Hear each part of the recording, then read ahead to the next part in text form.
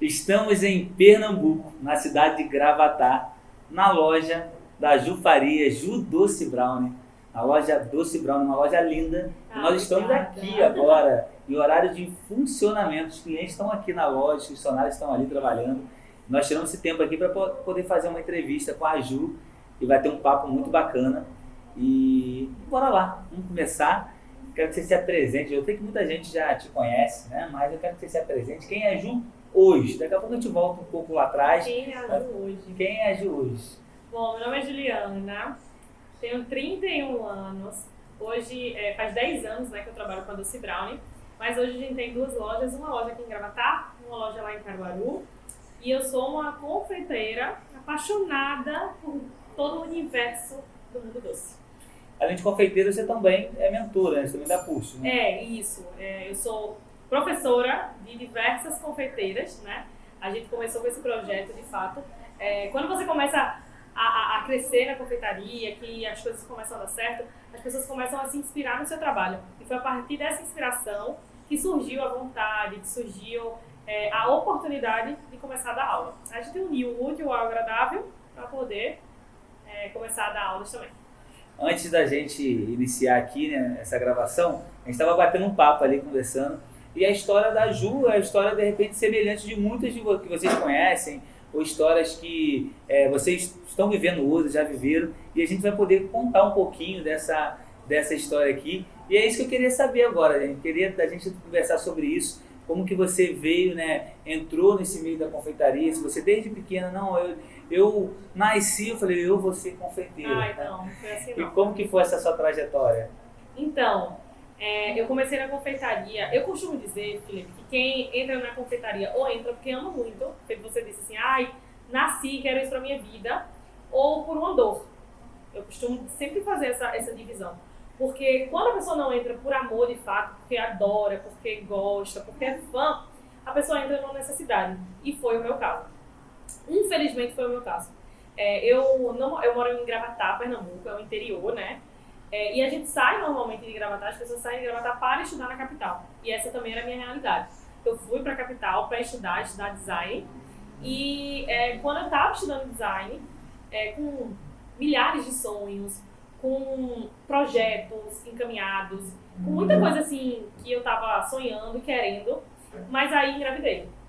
Eu já namorava há 7 anos e engravidei. E na minha gravidez, eu tive um problema de saúde que eu tive que voltar para Gravatá. Isso foi por volta de que ano? 2012. 2012. Pode entregar a idade? Nessa idade você tinha? Eu já disse, né? 31 anos, dá para fazer os cálculos aí, certinho. Aí eu engravidei e tive um probleminha na minha gravidez, que minha pressão oscilava muito. E como eu morava com minhas amigas, pegava ônibus, eu tive que voltar para Gravatá. E para mim naquele momento foi muito difícil, porque eu fui para Recife, para a capital, com inúmeros sonhos. Eu fui cheia de planos. E qual eram esses sonhos? E era tantos sonhos, era ter uma vida melhor, era conseguir comprar um carro, era conseguir realizar de maneira, não só profissionalmente, mas também financeiramente. Eu tinha diversos sonhos e voltei grávida, sem emprego, sem carro, sem ter construído nada. E é muito ruim quando a gente volta para casa com a mão na frente e outra atrás, que a gente volta a depender dos pais, né?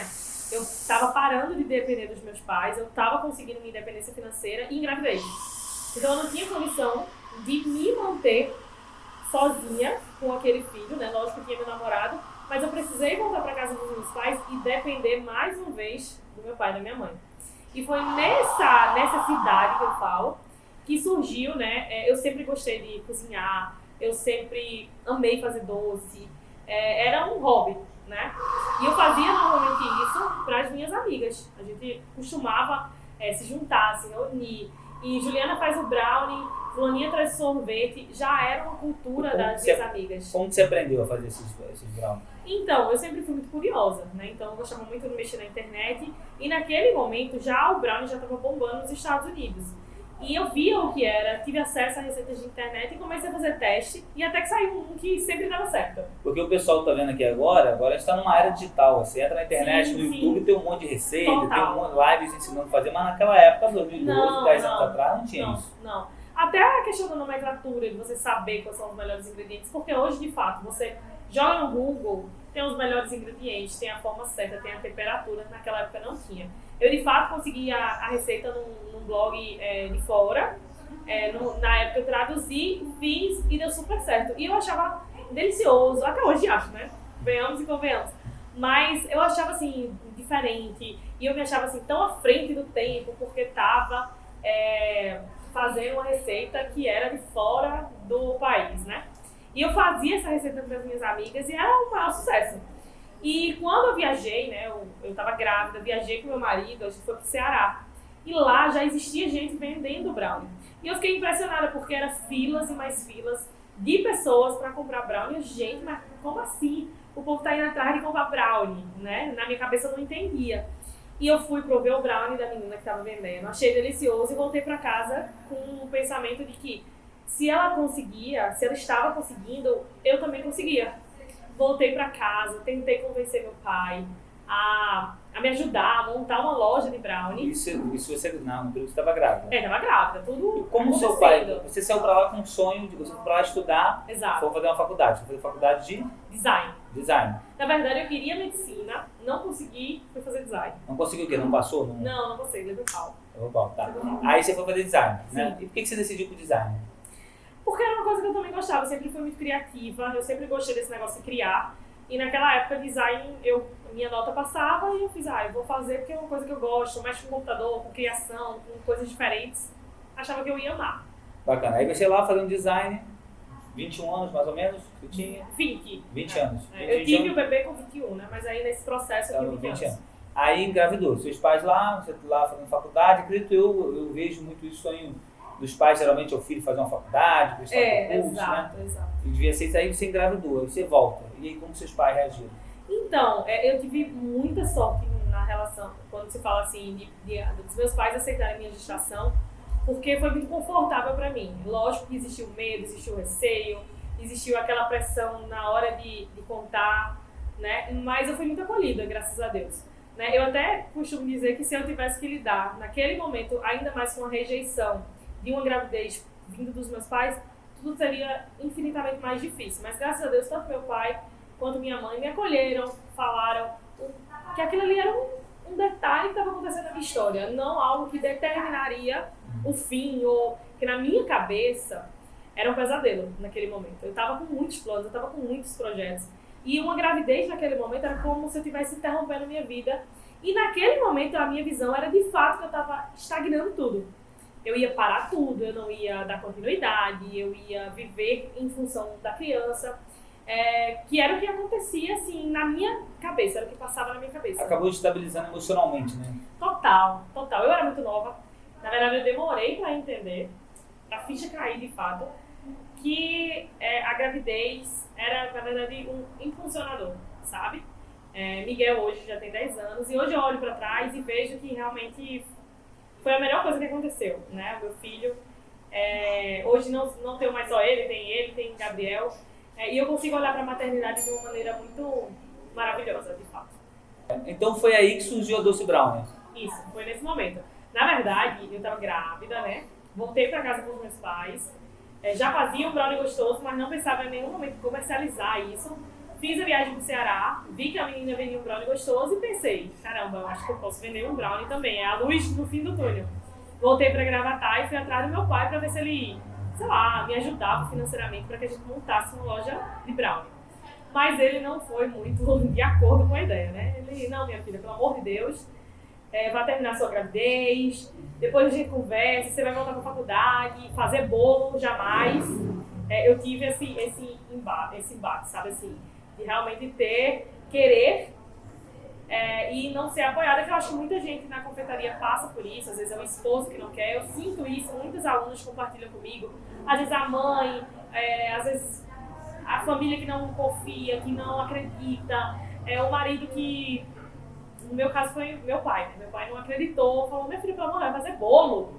Não vai fazer bolo, termina sua gravidez, vai cuidar de você, até porque eu tinha um problema, né, da minha pressão que subia e descia, mas não me dei por vencida. Se ele não quer me ajudar, eu vou fazer por mim mesma. E aqui em Gravatar, para quem não sabe, Gravatar é um polo gastronômico, tem muitos restaurantes, né, e aí, olha só... Que isso, gente? Você não vinha na Doce Brownie, e não ia experimentar alguma sobremesa, né? Fala sério. Não tem como fazer dieta desse jeito. Assim a gente vai ter que interromper a entrevista por um certo momento. Eu mandei fazer uma sobremesa, pedi pra fazer uma sobremesa e pra trazer melhor. Filma isso Entrevista aqui. mesmo. Filma isso aqui. Na verdade, essa taça, Felipe, é uma inspiração. Na época, eu fui dar muitos cursos em Roraima, Manaus, e lá tem uma taça da felicidade, que é com cupuaçu, tem as frutas, tem pudim. Essa taça eu adaptei meio que pro gosto daqui, é mousse de leite ninho, morango, uva. Aí tem uma camadona de pudim, sorvete e chantilly. Como eu escutei ali antes da entrevista que ele gostava de pudim, eu fiz assim.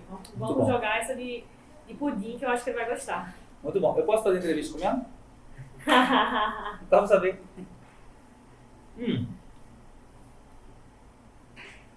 Aí sim, voltando. Tô de boca cheia, eu vou terminar. Fica à vontade.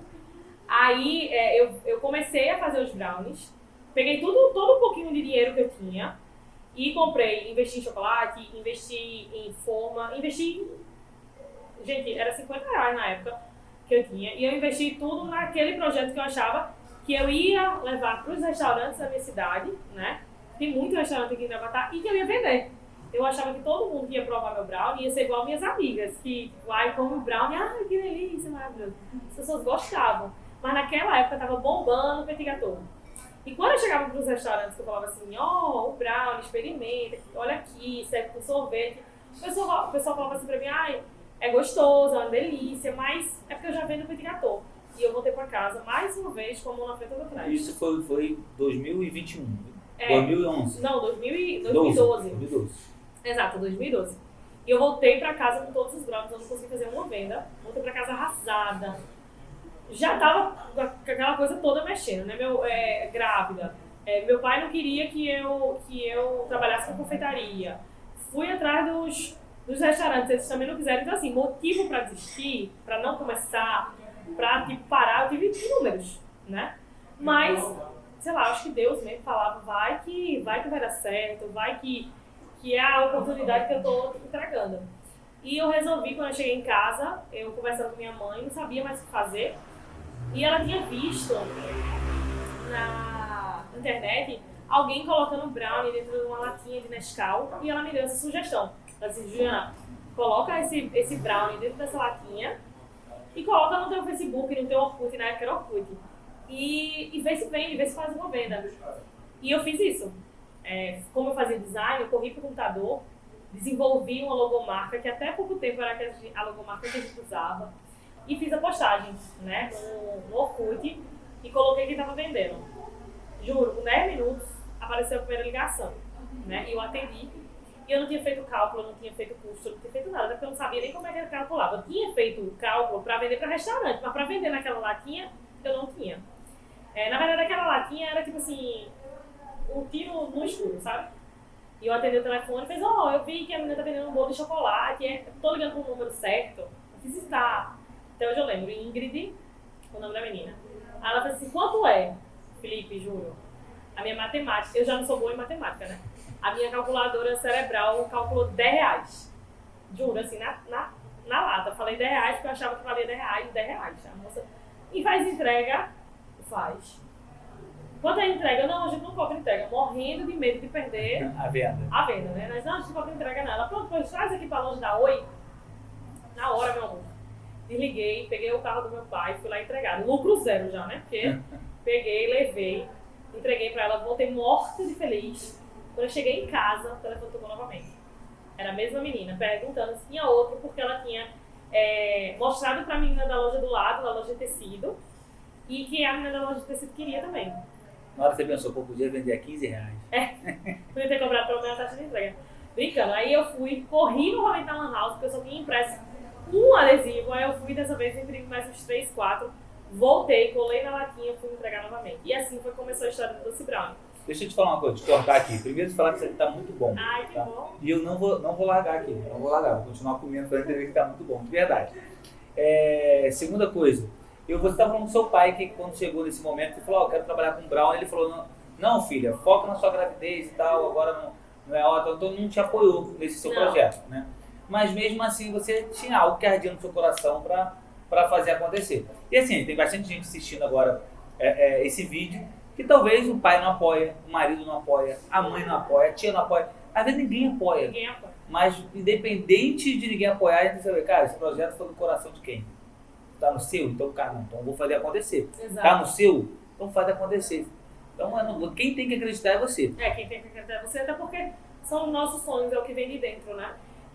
Eu quando olho para trás, que eu olho a minha história, eu não tinha muitos motivos para prosseguir. Eu sabia que eu ia ter o bebê, eu sabia que ia ter uma jornada ainda mais intensa, cuidando de criança, mas algo de fato me impulsionava para que desse certo. Eu acreditava no produto.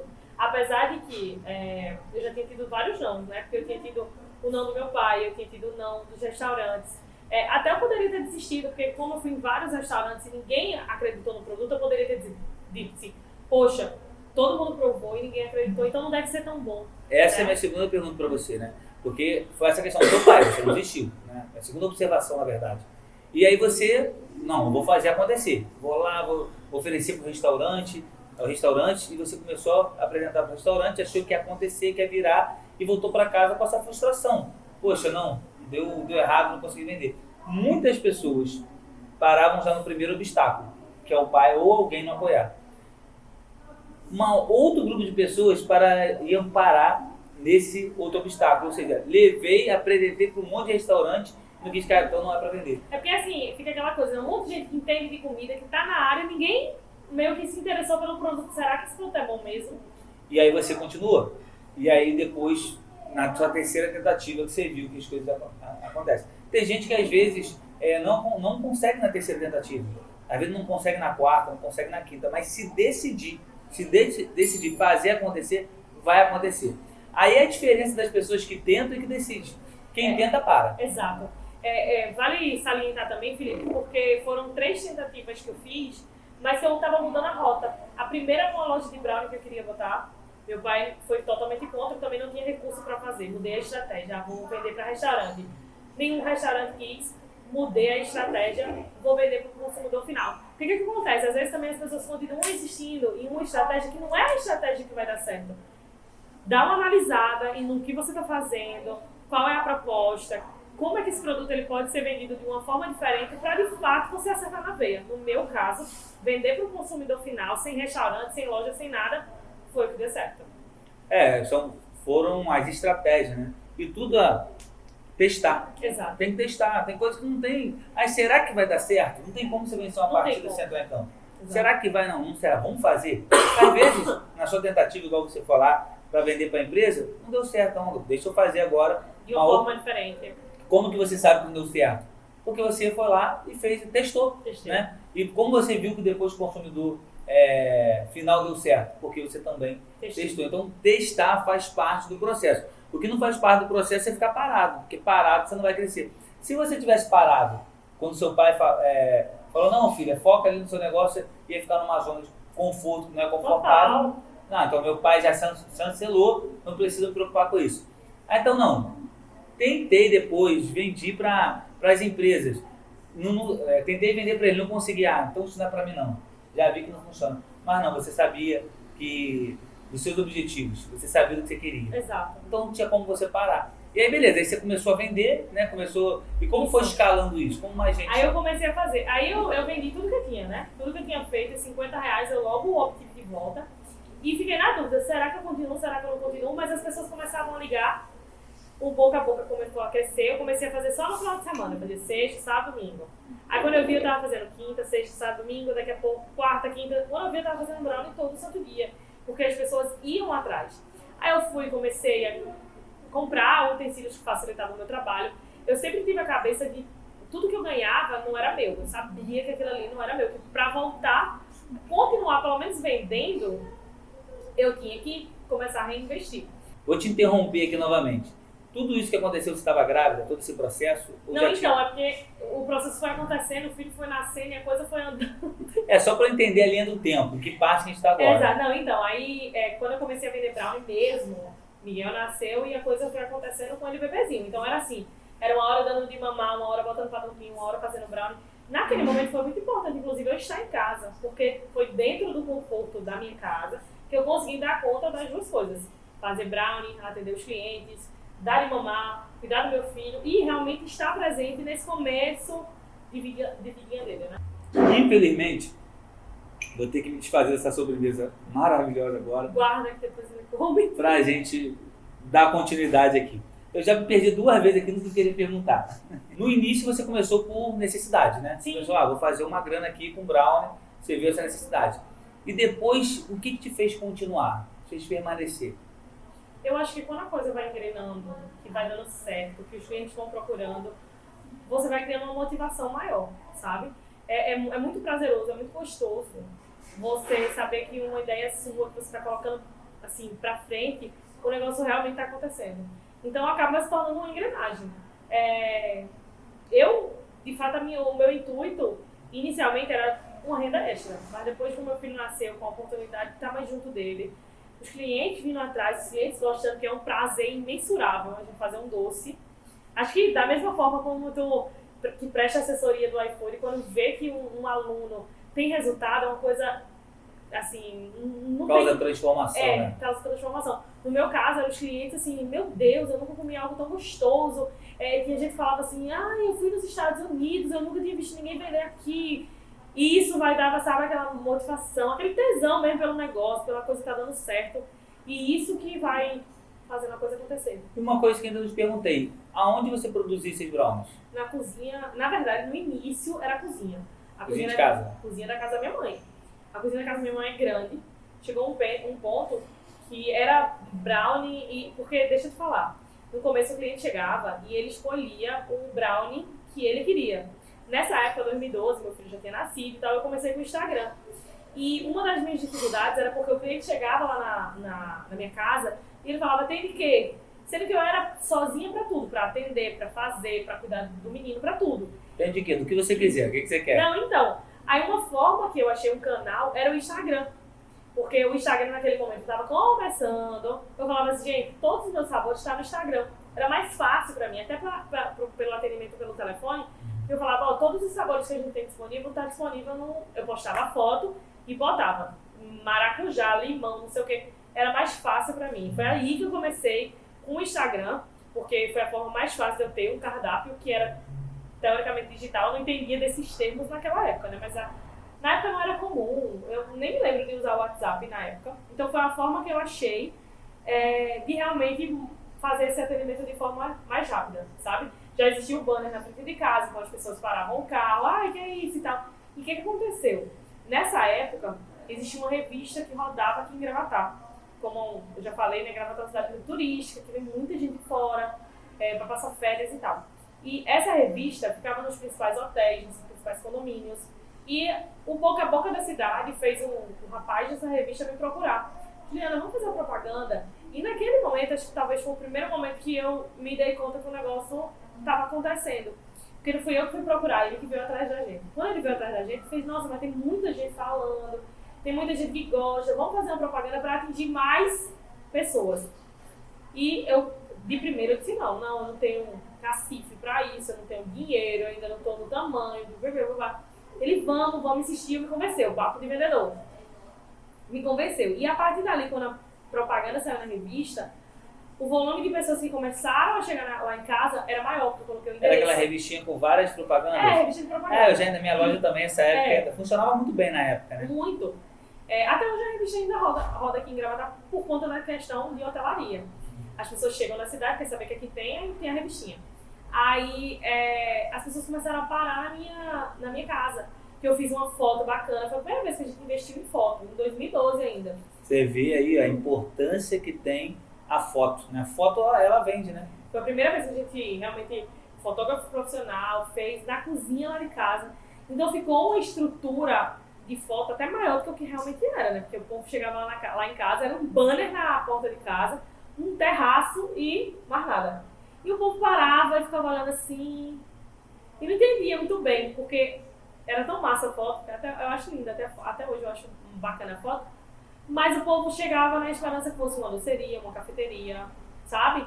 E não era um terraço de uma casa. Meu pai na época tinha acabado de aposentar, e ele ficava assim, tá chegando muita gente aqui. E o pessoal chegava e falava, aqui que vende brownie Aí o pai sempre foi muito comunicativo e ele mandava você sentar, perguntava se queria café, me chamava. Eu ia atender o pessoal, porque a pessoa escolhia o recheio do brownie que ela queria e eu montava na hora. Então, terminando a pergunta que tu falou, isso tudo acontecia na cozinha da casa da minha mãe. Então, o cliente chegava, ele escolhia qual era o sabor que ele queria e eu ia montar.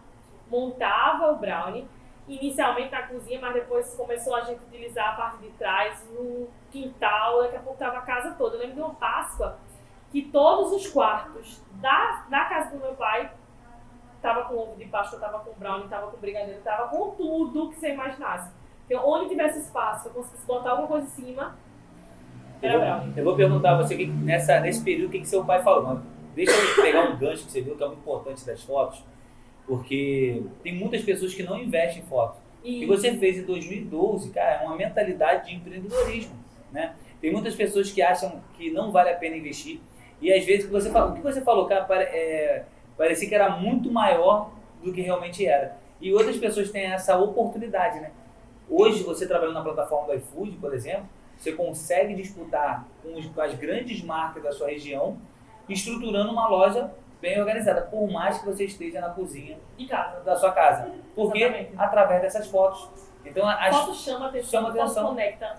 E parece que é muito maior mesmo o negócio do que é. Viu, eu estou mentindo pro cliente. Não, seu produto não tem qualidade, não é gostoso o produto, não é maravilhoso.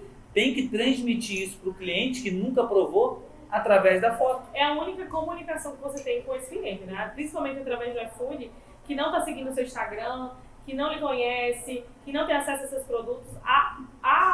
O cardápio do Instagram é sua vitrine, é sua oportunidade de convencer aquele cliente que aquele produto é bacana, que aquele produto é gostoso. E a única forma que você tem é através da foto. Aí a decisão é sua. Se vai ter uma foto michuruca, se vai ter uma foto bacana. E assim, eu falei do iFood, mas não é só iFood, seu Instagram, suas redes sociais, um cardápio digital, a foto ela é fundamental, muito importante para você poder transmitir essa imagem real do seu produto para o seu cliente. E aí, principalmente quem trabalha na cozinha dentro de casa, né? Porque não tem uma loja física, tem que vender através do delivery. E como que faz para ter essa venda? Claro, tem toda uma estruturação de cardápio, engenharia, tem vários fatores para fazer, mas a foto ela é muito importante. E a gente é um dos principais, né? Exatamente. Na verdade, assim, é igual uma receita de um bolo, né? Quando você vai montar uma estrutura, voltando aqui para o iFood, você se esquecer um ingrediente, ele não vai ficar bom. E também a foto ela faz parte dessa engrenagem. Então é como se fosse um ingrediente ali numa receita de bolo, por exemplo. Ela é muito importante, ela é fundamental, mas também só ter a foto ela acaba não vendendo, principalmente no dia de hoje. Se a gente for comparar 2012 com 2022, hoje tem muito mais concorrente, hoje tem muito mais gente investindo em mídia, hoje tem muitas lojas já do segmento, porque antes não tinha. Hoje eu tenho visto lojas que tem lugares no Brasil que não tem. Lojas como a sua, outras lojas que a gente tem visitado nesse tour que a gente está fazendo aqui no Nordeste, eu não vejo na minha cidade, por exemplo, no Rio de Janeiro. Mas vamos fechar aqui esse parente, eu vou voltar para a pergunta sobre o seu pai. Quando seu pai viu Páscoa, todos os cômodos cheios, o que ele falou, né? Quando ele deu aquele start, caramba, minha filha acertou aqui. Então, nesse processo, eu via meio com uma carinha, meio, sabe, aquela coisinha. Ele me disse não a primeira vez, mas depois ele nunca foi me dizer, não, acabe com isso, não sei o que, não, isso aí não existia. Mas eu senti que não existia aquele baita orgulho, sabe? Porque a casa estava lá de brigadeiro, era a gente mexendo, era o menino chorando e eu mexendo brigadeiro, aquela coisa toda. Mas aí com o passar da procura das pessoas, com o passar do meu interesse, da minha dedicação, porque eu vivia agora para aquilo, sabe? Eu estava amando o que eu estava fazendo, eu estava realizada, a coisa estava dando certo, eu estava conseguindo juntar dinheiro, sabe? E aí eu comecei a ver o meu pai se posicionar de uma forma diferente. Ele tratava os clientes da mesma maneira que eu tratava, ele perguntava o que tinha, ele se interessava, e foi aí que a chave virou, porque eu lembro que muita gente chegava e falava pra ele que estava esperando, eu achei que fosse uma doceria, eu achei que fosse uma loja de brownie. E ele percebeu que aquela ideia que eu tinha lá no começo, talvez agora fosse o momento certo. E foi quando ele me procurou e perguntou se talvez não era a hora de procurar um lugar maior para realmente colocar para frente esse projeto. Aí, no caso, aquela coisa, né? Inverteu, né? O mundo não gira, meu amor, ele capota. sabe? Foi quando ele me procurou e eu fiquei muito lisonjeada nessa Ele época. então que falou, não foi você que falou, pai, eu preciso montar uma loja. Não, foi ele que me procurou mesmo. Bacana. Na verdade, ele começou a sugerir, né? Ai, aqui tá muito apertado, aqui não tá dando, será que não é melhor você procurar um canto realmente pra começar a fazer, pra botar isso pra frente, já que o pessoal tá gostando? Agora eu tô na dúvida se ele tava querendo se livrar logo de você, filha. Ou se ele tava, não, filha, isso aqui dá dinheiro. Vamos ver se isso aqui. Não, eu acho que foi isso mesmo, sabe? Na verdade, ele sempre foi uma pessoa muito acolhedora, ele sempre quis todo mundo perto dele. Ele adorava a casa cheia, conversar com os clientes, mas de fato era impossível continuar da forma que estava. Eu já tinha juntado um dinheirinho naquela época, porque eu minimizei, todo o dinheiro que eu pegava, ou eu guardava ou eu reinvestia. E eu já tinha juntado uma grana bacana, e nesse momento ele me deu a ajuda, disse assim, não, se você quiser eu te ajudo. E ele me deu assim, a vitrine e o primeiro aluguel. O restante foi a gente que tocou pra frente. E eu fui atrás de um ponto que fosse bacana, me assustei com os aluguéis, porque eu não tinha noção. Não tinha nunca procurado nada naquela época. E fui atrás, estacionou uma garagem, né, que era mais compridinha, que dava para fazer uma reforma, que ia se transformar numa doceria, numa cafeteria. E naquela época as minhas amigas já estavam se formando, né? Então tinha amiga formada em arquitetura, tinha amiga formada em design. Chamei uma amiga minha e disse, vamos tentar fazer esse projeto. Vamos, comprou a ideia, a gente foi juntas. E eu sempre tive essa preocupação em ter um ambiente bacana, desde o começo. Eu achava que era necessário realmente para chamar a atenção de outras formas. E naquele momento eu fiz o que minha condição dava, né? Não foi a vitrine que eu sonhava, porque quando eu cheguei na hora, muito caro. Não foi as cadeiras que eu sonhava, comprei a que dava. Sabe, não foi um sonho de mil maravilhas, conquistando tudo, mas o que eu tinha, o que eu conseguia comprar, e a gente abriu da maneira que podia, né? E naquela época eu já comecei a trabalhar meio com um marketing que naquela época eu não sabia que era marketing, eu não sabia que era estratégia, foi feeling, sabe? Eu comecei a pedir para os meus amigos postarem que a Doce Brown ia abrir, eu fiz uma contagem regressiva no Instagram, faltam 5 dias, faltam 4 dias. Naquela época não existia curso de marketing, não existia nada disso. De fato, era uma estratégia que vinha na minha cabeça, ideias que vinham na minha cabeça e eu botava pra frente. Acredito até existia, mas não era tão popular. Não pra mim não era. Fácil acesso que a gente tem eu não tinha acesso a nada disso. Eu lembro que quando eu fui na minha loja para fazer uma precificação, assessoria, isso, se eu não me engano, foi em 2017. Tinha loja de quê? Hamburgueria e pizzaria. Sim. Eu tive que contratar uma empresa que na época foi um pouco mais de 5 mil reais. Se a gente fosse converter para hoje, eu não sei exatamente, seria 10, 15 mil reais, trazendo para hoje presencialmente. Teve uma pessoa lá, porque não tinha essa questão de digital. Você não é igual agora, eu estou na dúvida de alguma coisa, você vai lá, entra no YouTube, deixa eu ver aqui, eu sigo uma pessoa que fala sobre isso. Então, realmente era uma época muito difícil assim, para você ter as informações. Então, como você falou assim, até porque se você fosse contratar, na época, uma empresa de marketing ou alguma coisa do tipo, era um valor muito eu não tinha tamanho para contratar, não. Aí foi acontecendo a coisa e desde o dia que a gente abriu, a gente começou com fila de espera. Desde o primeiro dia a loja abriu e por conta desse burburinho que eu ficava, aguarde, novidades, não sei o que, a loja lotou. E como foi a sensação no primeiro dia? Foi foda, desculpa, mas foi muito, muito mágico, né? Desesperador também, né? Venhamos e convenhamos, porque muita gente na frente da loja, tudo que eu tinha feito, vendendo, saindo, e o povo gostando, e o povo, ai meu Deus, não sei o que, e a loja, e tudo novo. Funcionário, eu nunca tinha tido funcionário, eu nunca tinha contratado ninguém para comprar a ideia que eu estava sonhando. Então, assim, foi assustador, mas quando terminou assim, o primeiro dia, eu fiquei, meu Deus, eu acho que eu acertei, sabe aquele sentimento, assim, de felicidade, foi muito mágico, na verdade. Era como se fosse uma realização de um sonho, de um projeto. Eu que tinha começado com a ideia de querer a loja, não tinha tido a loja, naquele momento eu estava conseguindo conquistar. E foi muito prazeroso, demais. Eu nunca esqueço, sabe? De ver a loja assim, lotada de gente. E eu só fazia agradecer pelo que estava acontecendo. Muito bacana. E assim, uma coisa que eu sempre falo, a pessoa que está acompanhando aqui esses vídeos vai ver que eu já falei isso em outras entrevistas, que atrás de uma história de sucesso teve momentos de fracassos, momentos de decepções, momentos de desânimo, não sei nesse processo, em algum momento você pensou em desistir, né? Ou foi não, cara, Felipe, eu em momento nenhum pensei, tive dificuldade sim. Não, então, no primeiro ano eu não pensava em desistir. Era a única opção que eu tinha, na verdade, né? Então eu não pensava em desistir não. Mas a partir do momento que a gente abre um negócio, começa a vir as dificuldades maiores, né? Aí sim, aí aparece. Eu acho que a vida de quem decide empreender, ela é uma ladeira, né? Hora a gente tá muito feliz, hora a gente tá tipo assim, desanimado e sobe de novo e desce de novo.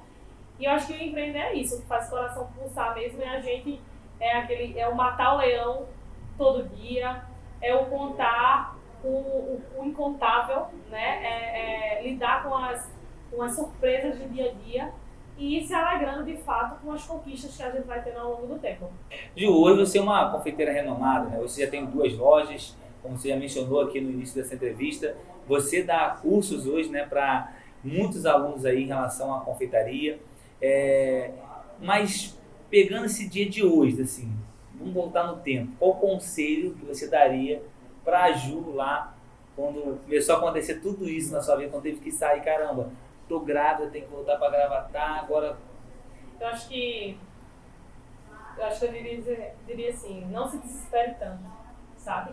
Eu me lembro de muitas noites mal dormidas, de muitas noites chorando, de muitas noites culpando inclusive a gravidez,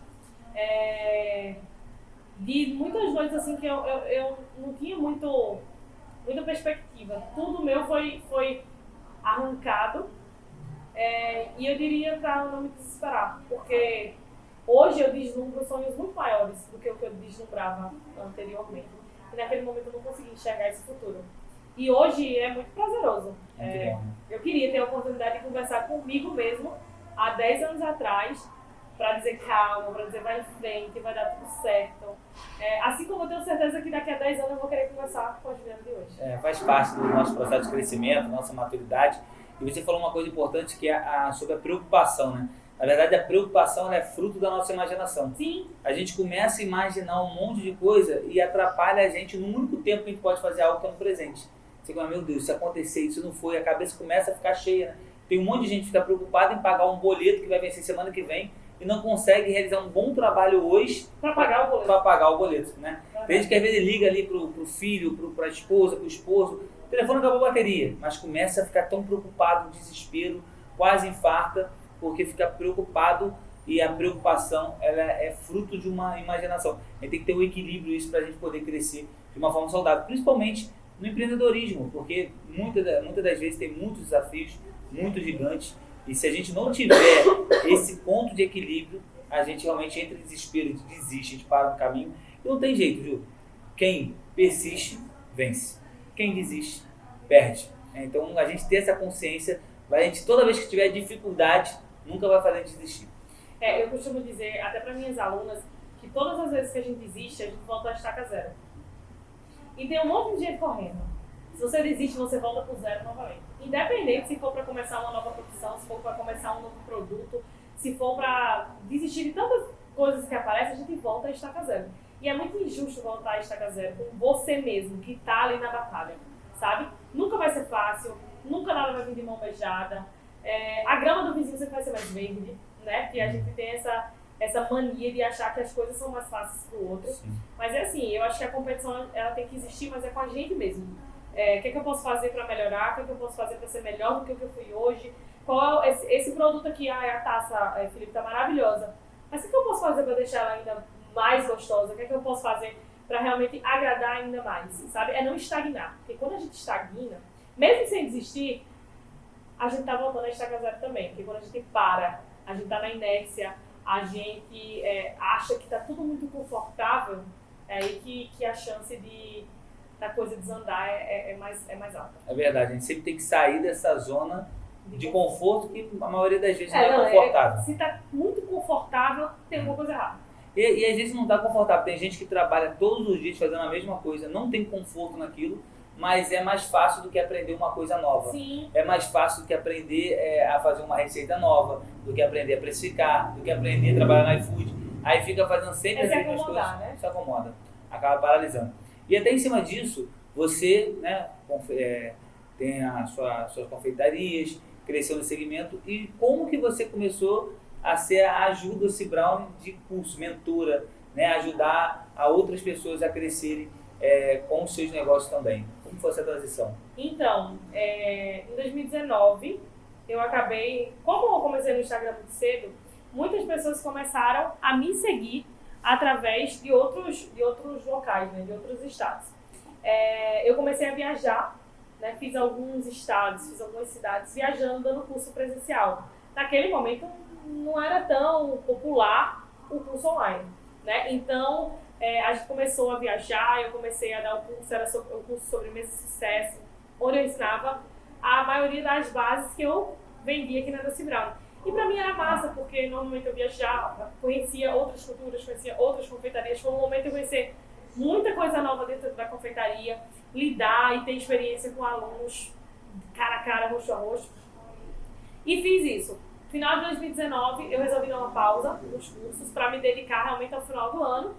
Essa épocazinha meio, né, que a gente tá passando agora, de Natal, de realmente do final do ano. E 2020 chegou, né? 2020 chegou, Pandemia. junto com a pandemia. E foi ali que aquele projeto de curso já não cabia mais, já não fazia mais sentido. E ao mesmo tempo, a Doce Brown também fechou, né? Porque a pandemia fez com que a gente fechasse. Era uma nova realidade, era algo que ninguém nunca imaginou. Inclusive, um dos meus primeiros pensamentos foi fechar a loja por conta do meu pai, por conta dos meus filhos. Então a gente fechou. Eu lembro que eu fiz um vídeo assim, muito emocionada, chorando, dizendo que a loja ia fechar por conta da pandemia. Era uma quarentena, né? Eu lembro que na minha cabeça era muito 40 dias, sabe? Eu não imaginava que fosse... Seria 2 anos. Não, de forma nenhuma.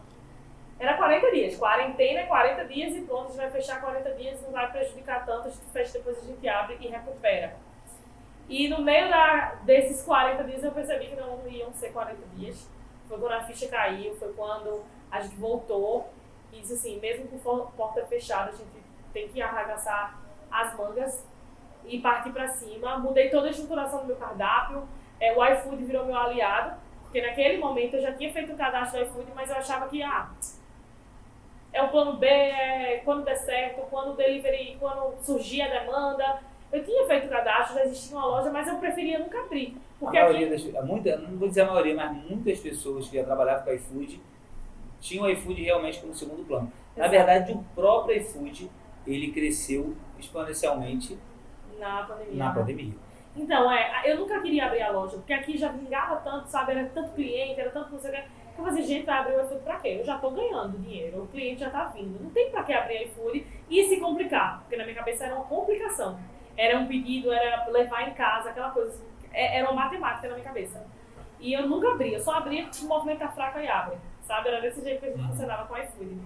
E aí a gente começou a utilizar o iFood e veio a onda dos cursos online, né?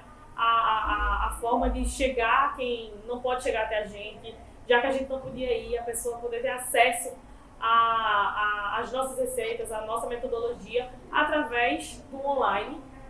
Nesse momento também, começaram também a oportunidade de transformação também, porque tinha tanta gente desempregada, tinha tanta gente naquele momento querendo iniciar um novo projeto. Acho que também isso contou muito, porque as pessoas compartilhavam muito casos pelo Instagram, Juliana, saí do meu emprego, fui demitida, estou pensando em começar um negócio, tem como tu me ajudar? E foi aí que surgiu, de fato, a ideia do online, né?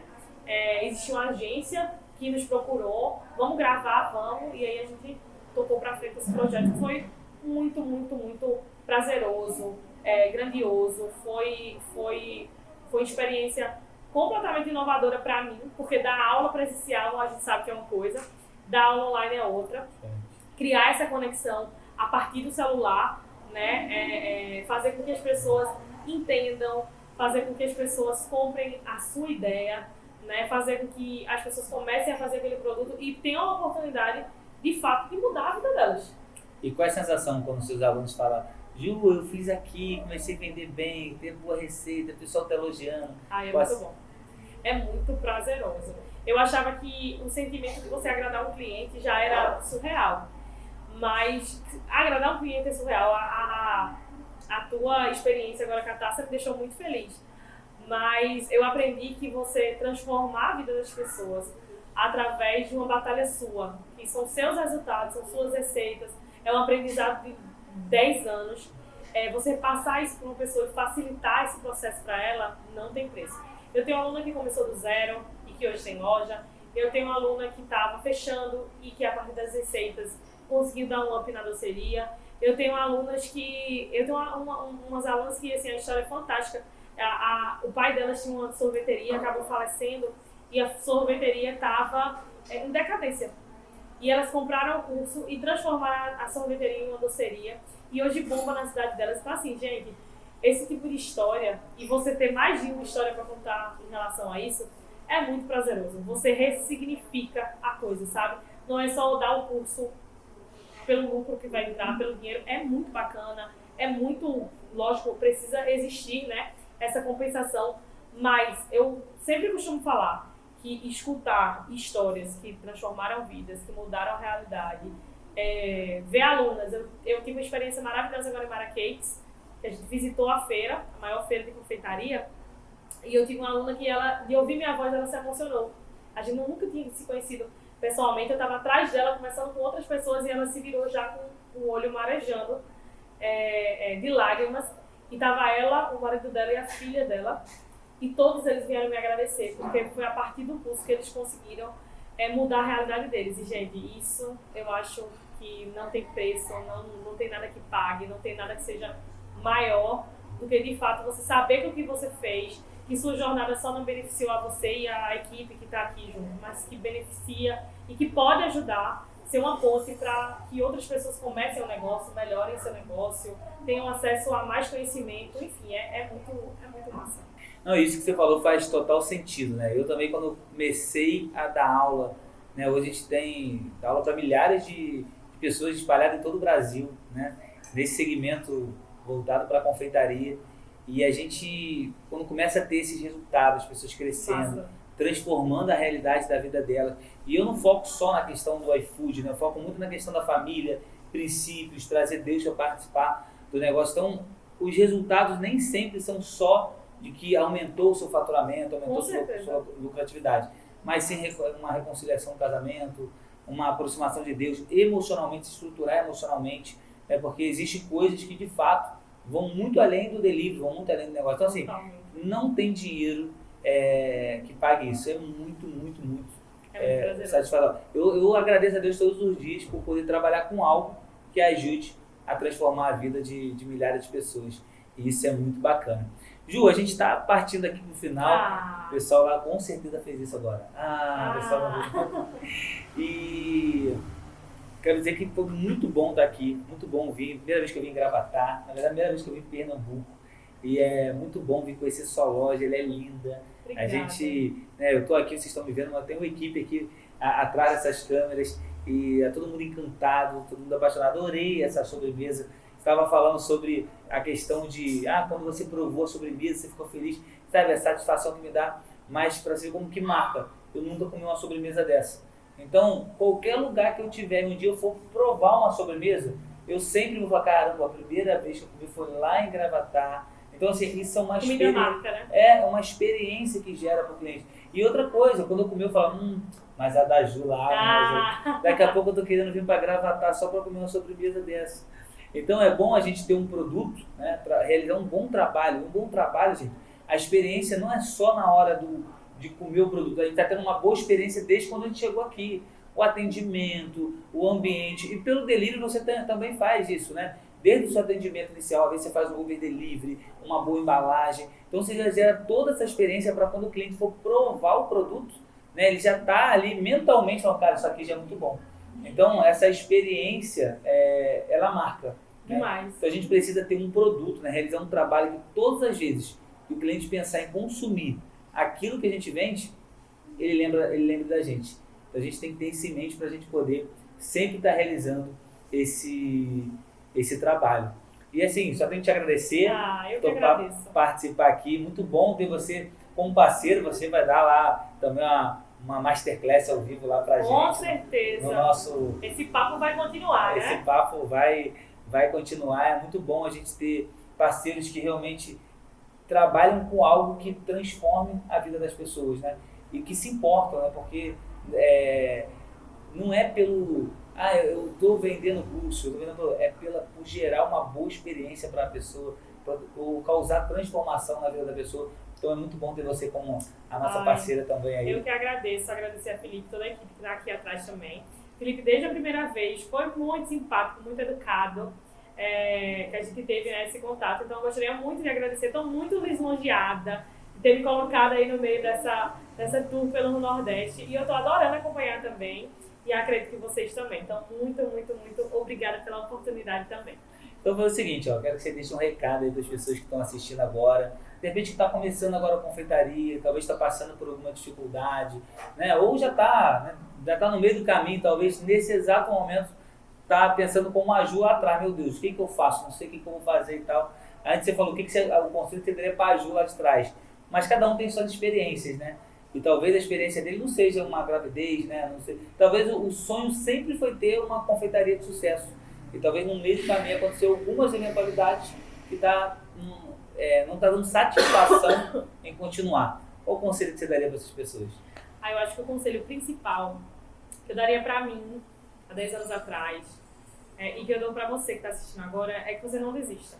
De fato, você não pare no primeiro obstáculo, não pare no segundo obstáculo, independente da profissão, né? Que você desejou, que você está executando, mas desistir é ser injusto com a gente mesmo.